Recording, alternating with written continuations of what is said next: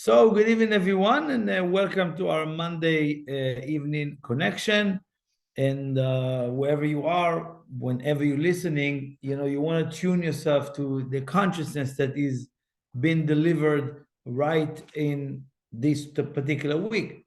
So that's why we most of the time encouraging people, obviously ourselves as well, that to connect to what the wisdom that was related to this week. Again, anytime you're hearing this wisdom, even in 2 weeks, it's going to be relevant to you.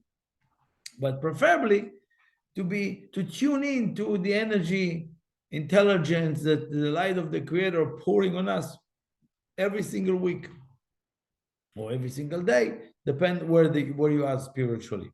So it's kind of like being updated, right? But when a person doesn't get, like I said, these weekly updates, or what do you mean updates? What the Torah is saying us to this? What did the wisdom reveal to us this week? Right?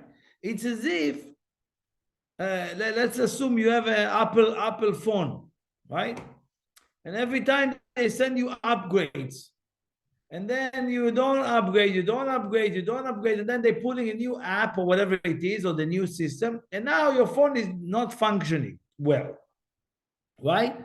Because they tell you, oh, you had 2 upgrades, or you're missing 2 or 3 upgrades. Go upgrade and then restart your phone. Same thing us. Every day, the Creator sends us information. Every week, there's a revelation of that weekly portion, which means the Torah is an actual, this is the best news, right? People think it's like, oh, you're reading something that very ancient. No, it's right, accurate for today. It's an actual news, way more than the news, actually.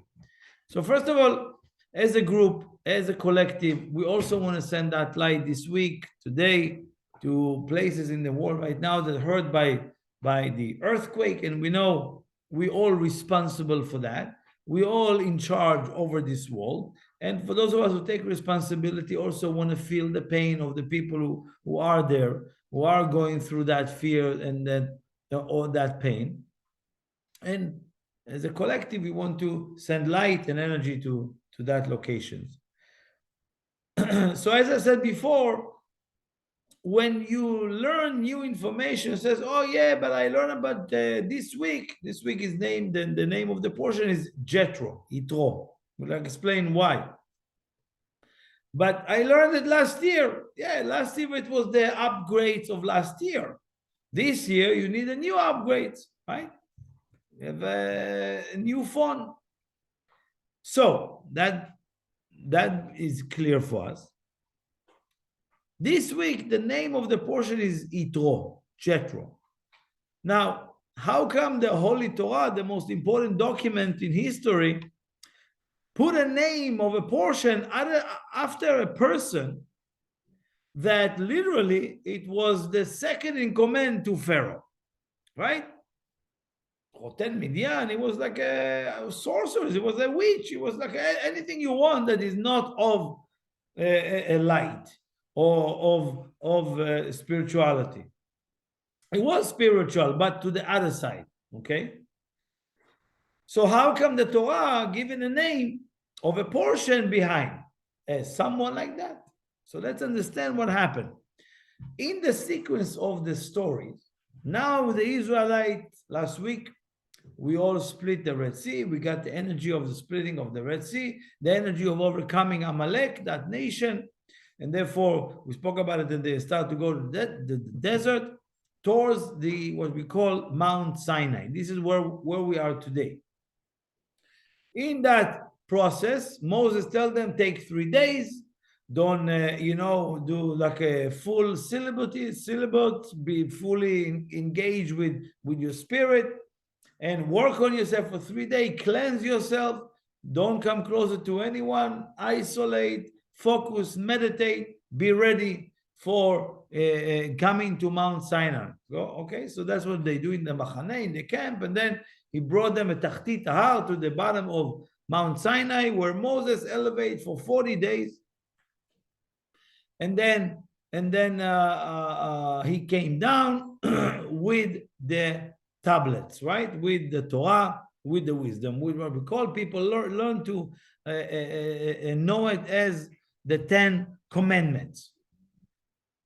That's the majority of the story in this week. What do we want to connect? What is the energy intelligence that the light is sharing with us today? Obviously, it's nothing to do with Mount Sinai or nothing to do with religion, because actually that moment signify where religion started. That's what they speak about, right? And most of people thinking that the Creator gave Moses 10 commandments, 10 things that you shouldn't do or do. Let's go into it. Let's understand much more and deeper connection to it. So first of all, Yitro. Jethro, all the time in Egypt, seeing Moses doing all of what he's doing, the wonders and the miracles, didn't faze him, didn't move him, didn't really get any excitement. Okay, I can do also this magic. I can make the frog do it. I can make it dark. He think he can do it, right? So therefore, he wasn't that impressed. He wasn't that convinced. Therefore, they asked, so how come? It says, Vaishma Yitro. And Jethro heard. What did he hear? What did he hear? He says he heard what Moses and the Israelites did to the nation of Amalek. If you remember, the nation of Amalek is the war after they splitting the Red Sea. They went into a war with a nation called Amalek, but we know it's a code. And that code is code for Safek, which is doubt, or the other side. Same numerical value of the other side. So when Yitro heard that they defeated the nation of Amalek, Moses and the Israelites together, right then, he left all his glory. And again, talking about he lives in Egypt, the emperor of the world back then, right? Obviously, it was a bit broken after all this situation, but still, you have like a castle, you have workers, you have cattle, you have so much money. You have everything. By the way, he knows about all the wisdom of the world. It's like philosophy and anything you want, he knows. What type of wisdom Moses can teach him that he cannot get in what he got until now? And this is the wisdom that Moses can teach him that nobody else can. And this is, by the way, it's the wisdom of Kabbalah. Which is what? How to defeat my evil inclination, my opponent, my negative side. I can defeat anything in this world, but the internal war, I cannot win. And therefore, when Jethro heard that it is possible to defeat the negative side, it's possible to overcome your nature. It's possible to be living in certainty and not living in doubt. Imagine somebody born to this world. Imagine how many people live in this world and are waking up into a world of doubts.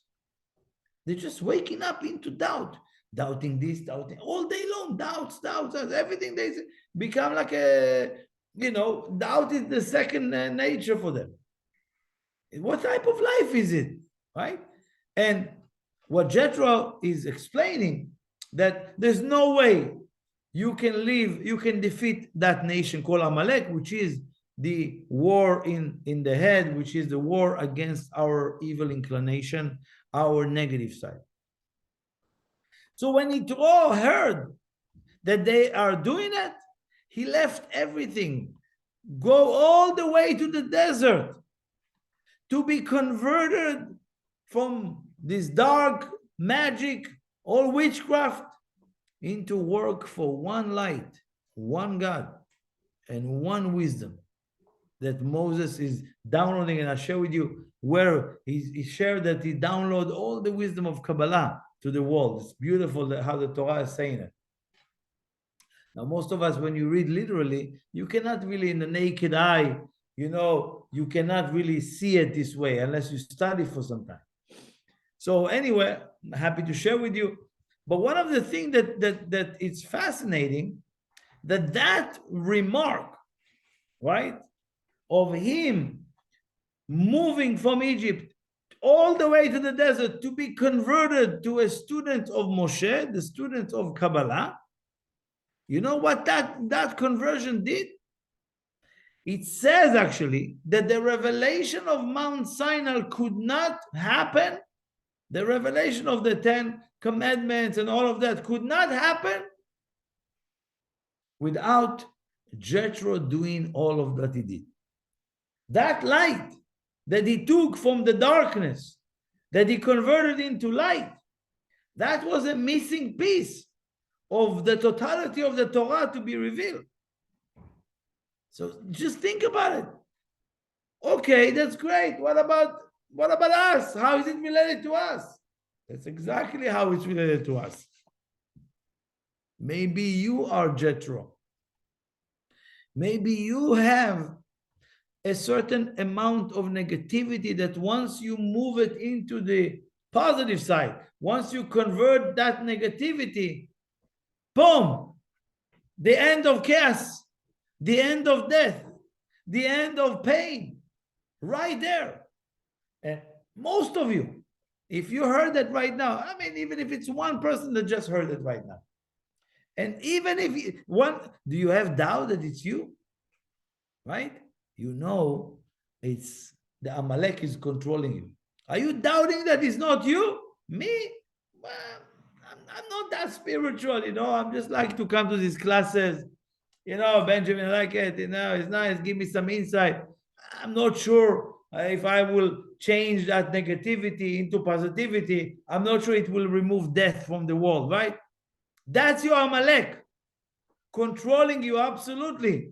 That's your doubt. That's your negative side. That is why you need to finish it. Because if you don't believe strongly in yourself that you are capable of helping the world, converting negativity into positivity, complete removal of pain and suffering, you're wasting your time. Yes, when you start your spiritual path and you are not there yet, that's okay. But remember, right? The goal is to understand that. That's what we're doing. Each one of us is in charge of complete removal of chaos in the world. Like Yitro, the most negative person, converted, right, into a positive, already reveals such a tremendous gift to the world. So check on us.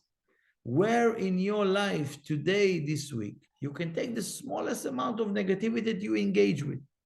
Okay, you don't think you are that or this or that. Whatever you see in your life that is, you have a compartment of negativity or some kind of like a treasure of negativity you're keeping for yourself, whatever it is. Give that away. Transform it into light. How can I use it for the light? How can I give that away? I don't want it, right? That conversion, that transformation, right, will permeate many, many things in the world. But in our mind, we want to be in a place that once I convert that negativity to positivity, I change the world. But we have to believe in it because this is our journey. Oh, but I did it and it didn't change the world. Now what? You told me. You have more?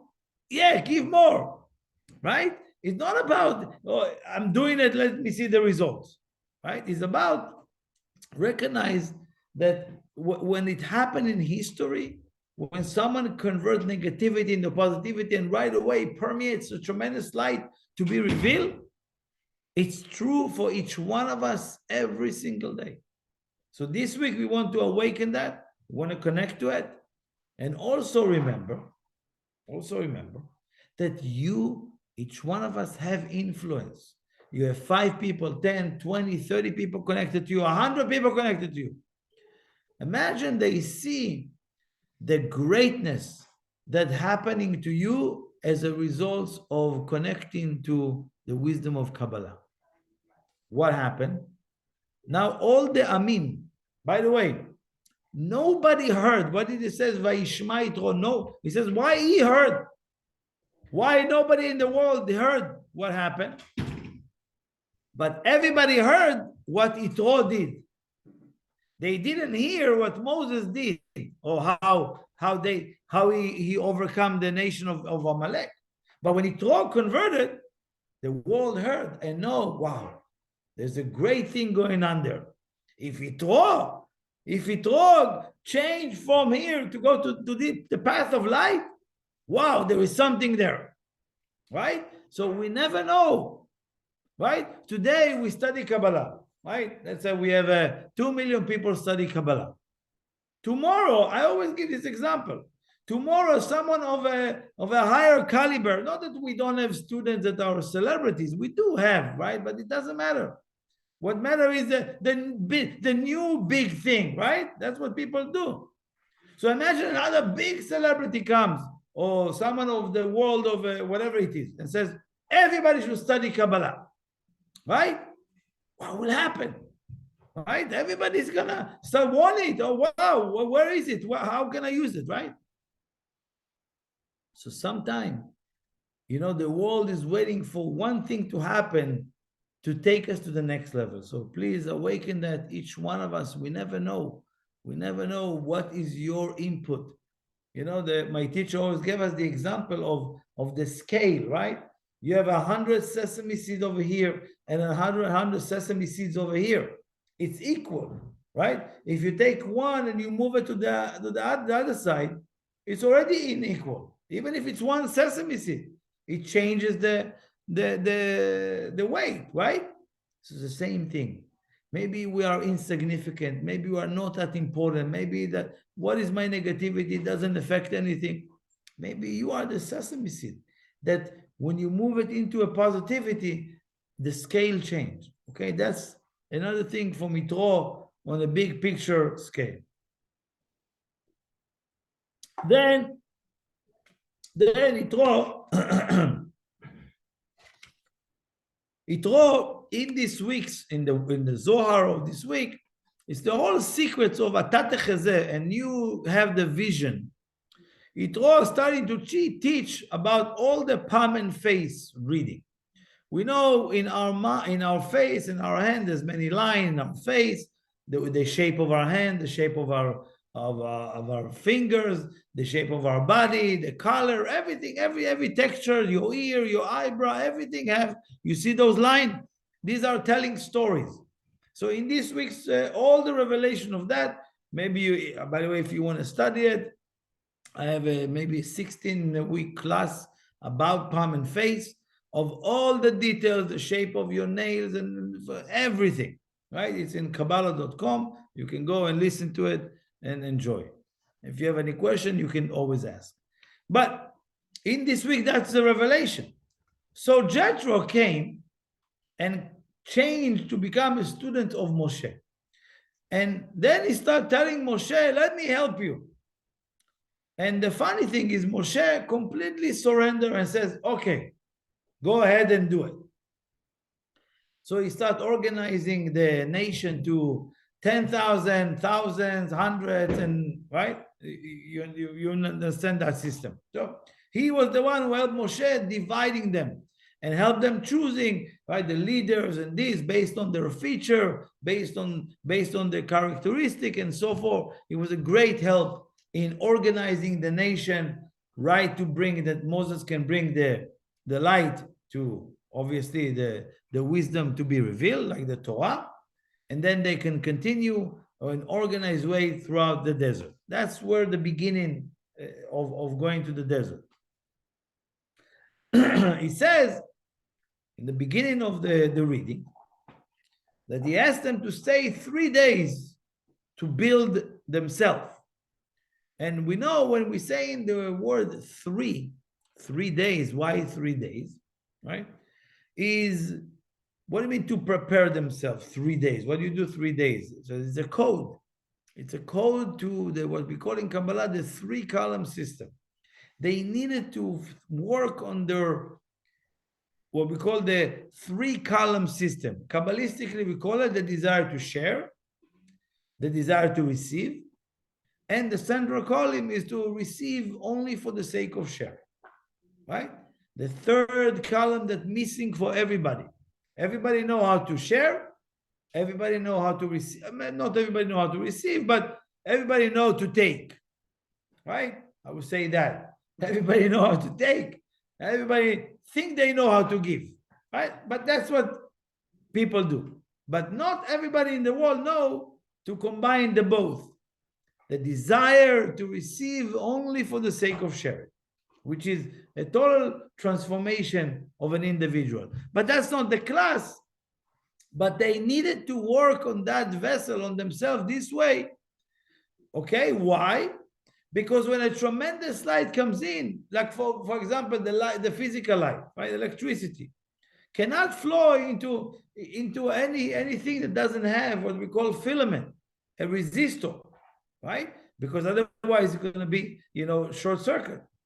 So we know in everything has to be 3-column system. That's what he asked them, because when the light is being revealed, you need to be able to receive the light in a balanced way. Otherwise, burnout. Like many people today, they doing some, people like to get high and then they get crash, right? They're high on their ego, they're high on whatever it is, and then they get crashed. So then he says, after you're working on your vessel, right, developing the consciousness of sharing, for the sake of sharing, and then he tells them, and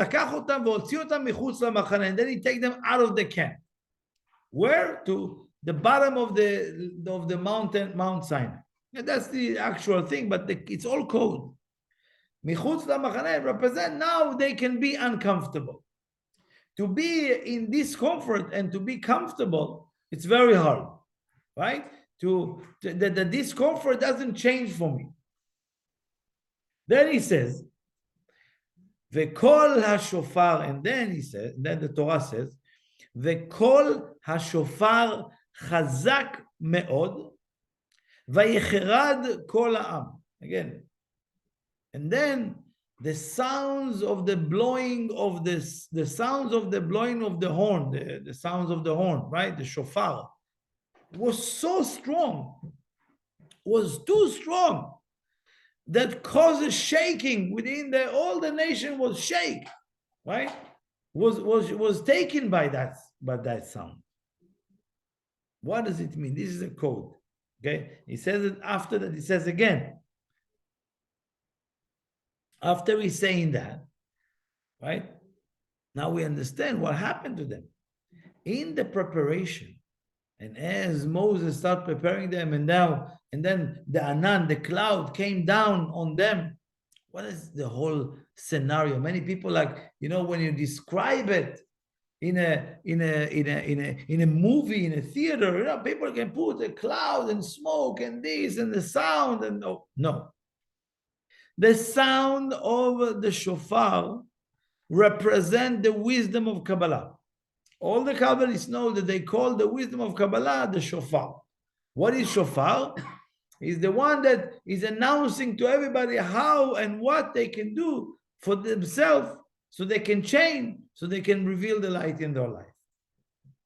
And he says, as they start preparing, as they're creating that unity amongst them, the clouds, the thunder, whatever it is, you think it is, from the wisdom that Moses brought, they were like in shock, because sometimes when you study Kabbalah, right, you realize how shocking it is that I didn't know this, and if I would know this, and so it is like a lot of taking back. If you study the wisdom for a while, you realize, wow, I was in the desert until now. So And so now they start to accumulate more wisdom. The wisdom of Kabbalah start to be revealed to them, like in a what you may call, not in a verbal way. It's in downloading. It's downloading so much, because obviously the Torah could not be revealed if the people would be in a very low state of consciousness. So Moses had to prepare them. It's like the 3 day represent, like before Rosh Hashanah, Rabbi Shimon, all the Kabbalists know the 3 days you prepare. If you need to blow the shofar in Rosh Hashanah, that's what you need to do. You have to work 3 days preparation. So obviously here what he says, then right after he says, Vayi kol hashofar olech vechazek meod. This says again, right? And then when people start accumulating, building a vessel of 3-column system, now the wisdom starts. And a lot of understanding, a lot of clarity. Imagine, I know some people describe it as like, download, clarity or many things that was so revealed to them, right? That's what happened for that period of time, and the ira and the awe that they felt was incredible. And that was really, really encouraging, that they felt the light is with them. So that's what the first understanding here.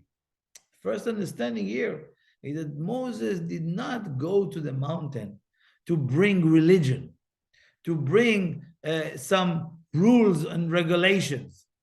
Okay? He went to bring them what we call the 10 utterances, the 10 levels of revelation of light, the wisdom of the Sfirot of the tree of life. But that was not able, because we know later on, what we're reading later on, as the golden calf, they created a golden calf. But as we know, there yet we're going to speak first of all of what is the preparation. So first, as I said before, the work of the 3-column system. Learn how to share. Learn how to receive. But the real learning is to learn to receive for the sake of only for sharing. That is a little bit difficult place to be, okay? But this is with the practice, with the learning, with the wisdom of Kabbalah. It can give you enough tools and understanding of how to live life in a balanced way like that. Therefore, as a preparation, it says to them, ויסעו מרפידים ויחנו ויחן, ויחן שם העם. Right? They went from a place of refidim. So the Kabbalah speaks about ויבואו מדבר סיני, ויחן שם העם. So when you read it literally, you think Refidim is a place when in Israel, around between Israel and Egypt. That's where the place is. That's where they drove. They went from there to somewhere else. Obviously, Refidim is a code. Refidim is a code for Rafei Yadayim, people who don't take responsibility, right? So where they came from a place that none of them took responsibility over their life, from a place where none of them was responsible for the world, none of them were responsible for each other. That's where they came from. And they had to go to a place in that state, in that preparation, right? To a place, Vayachan Shama'am. What does it mean? A place that I can really take responsibility for on the entire world and stay peaceful, right? You can be responsible for 2,000 employees that you have, but you don't have to be antsy. You don't have to be angry. You can be benochut, beninoach, which is peaceful. Peaceful.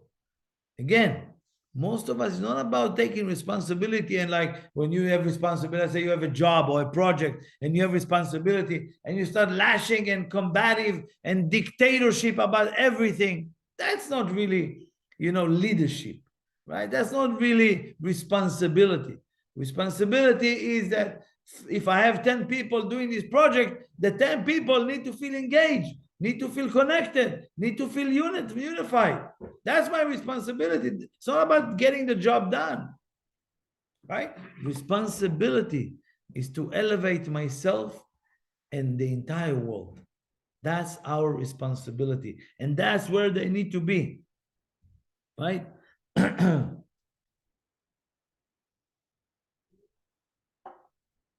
Interesting enough, I just want to jump now to the Moses coming with the tablets, right? And in the tablets, everybody there's people who just recite those 10 commandments. Thou shalt not this, thou shalt not that, thou shalt not that. Everybody know. Everybody know.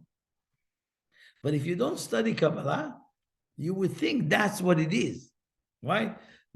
I mean, I always like my teacher, the Rav, always was almost like going back to the same point all the time when he speaks about the utterances. He says, tell me, why all this work, all this effort, 3 days, and they standing there 40 days, 40 nights, they come back with the tablets, and what's written? Thou shalt not kill. Wow. That's the whole idea, right? Like any of you, if it was be allowed to murder somebody, God forbid, it will be allowed. Would you do that? Well, even if it will be not against the law. Is it the law is the problem, or something inside of you tells you, wait, like that person is like me, right? Why would I kill? This is a whole life, right? Think about it. Why? This is ridiculous. Thou shall not steal.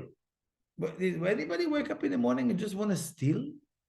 Yeah, I know there's susceptible to this or that, but majority of the people in the world don't wake up and want to shoot everybody. Or just, it's written not to kill, so I cannot do it. People still doing it. That's why we're always laughing about it, because people they listen to the Torah and God says, thou shalt not respect your father and mother. Do you respect them? No. And even if you respect them, does it make you happy? No. Some people I know that they want to keep that respect your father and mother, but they are not such a good parents. How can I respect them? Right? So what is the Torah saying about that? It's like a taboo, that's it? What about our parents happen to you? Somebody have a very negative parents, they beating up the person all day long. So kabbalah, respect them. So again, you see that for those of us who are a little bit intelligent, and I'm dealing with different types of people, and a lot of intelligent people, they reading it, it's like, okay, it's not for me. It's not for me. I mean, they're not going to put it down because they respect it, but that's what people read and but when they start studying Kabbalah and understand what it means, wow. Now, let me tell you one idea about lo tirtzach. Thou shall not kill or murder, right? It's almost murder somebody, right? Now, assuming none of us is interested in killing somebody, God forbid, right? It's crazy. But this is something that each one of us violating every single day. I mean, majority of the people of the world violating that rule. What? Who is the no? I never saw somebody killing somebody. Yes. Each one of us violate that rule, right? First, do you murder other people's spirit or personality? Right? You kill them in your head even. In your head right away. You murder, you slay the not physically, you don't say anything, you pretend everything is good, but in your mind, that's ridiculous individual.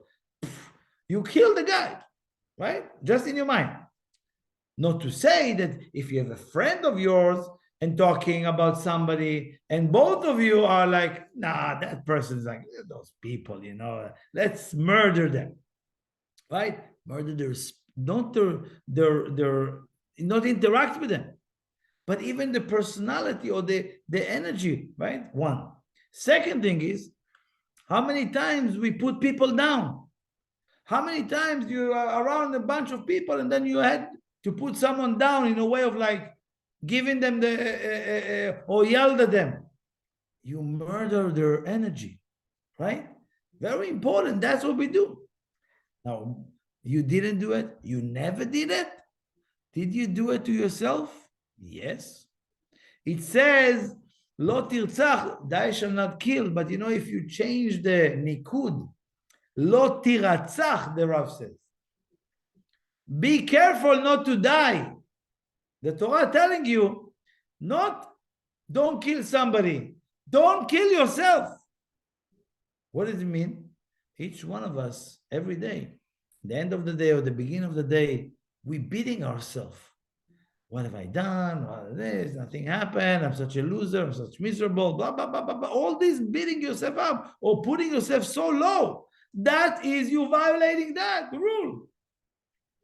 You understand? It's not about self-observation. It's not about introspection or let me research and see what can I change, what they can. No.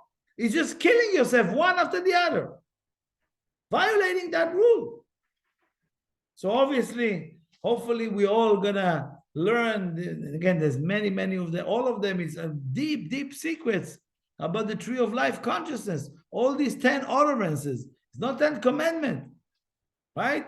Is 10 paths of how to awaken light. Now, the last thing is the roots of all religion in the world comes from these two words, right? It says, and it's very known, right? When you're speaking to people about that, they tell you, Na'aseh v'nishma. So when they, long story short, in the reading, they came to Moses and says, okay, we will do, and then we will hear. Na'aseh v'nishma, represented by whatever the command is, I will do, and then I will listen, and then I will hear what I need, what else, more or what. What does it mean? I'll do, and then I hear. First of all, there's a grammar issue maybe, right? Because how come you're doing something before you hear what you need to do, right? So obviously right there you have a problem. How come you're doing something before you heard? You should say, I would listen, and then I will do, right? No. That's what everybody in the world. And I grew up in Israel, and that's what they sold us all the time, right? Just do this, and then you're gonna know. Then later on you're gonna know. Just do it. Do Shabbat, do this, do that. Wait a second. Tell me. No. First of all, do, and then I'll tell you. That's how I grew up. I mean, some of you maybe in a Catholic or religious or Jewish. That's how the kids growing.